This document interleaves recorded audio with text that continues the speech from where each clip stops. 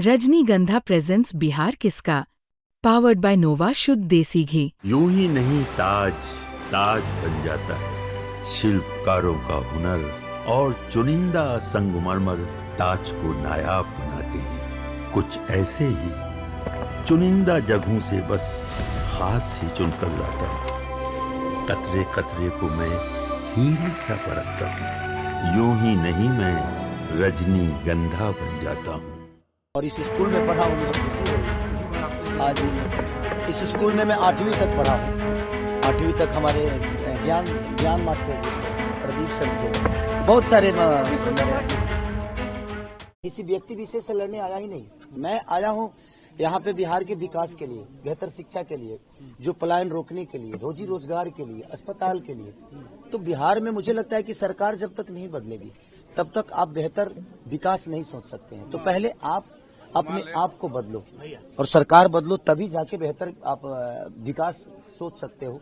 कौन मेरे पे टिप्पणी कर रहा है, कौन मेरे पे क्या कर रहा है, उससे बिहार का विकास का कोई लेना देना नहीं है। तो मैं चाहता हूं कि बातें हम कम करें और हम अपने बच्चों के भविष्य के लिए क्या बेहतर किए हैं और सरकार ने क्या बेहतर दिया है उस पर चर्चा करें, तो शायद सरकार को भी समझ में आएगा।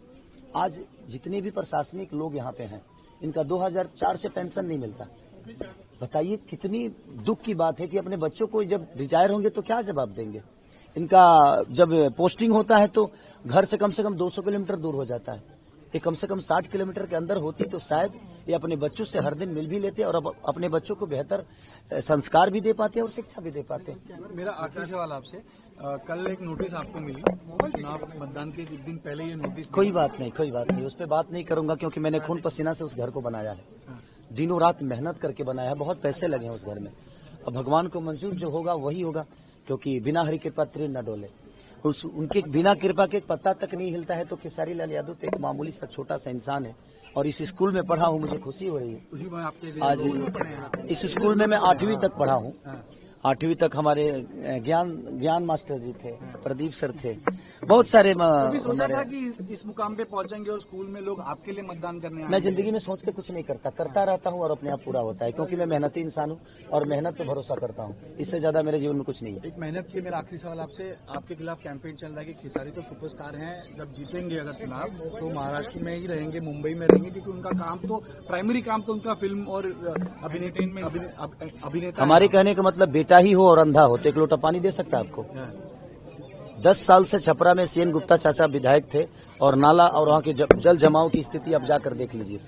और बेटा हो और उसके पास आंख होना तो अमेरिका में रह के भी अपने माँ बाप का सेवा कर सकता है और उनका देखभाल कर सकता है।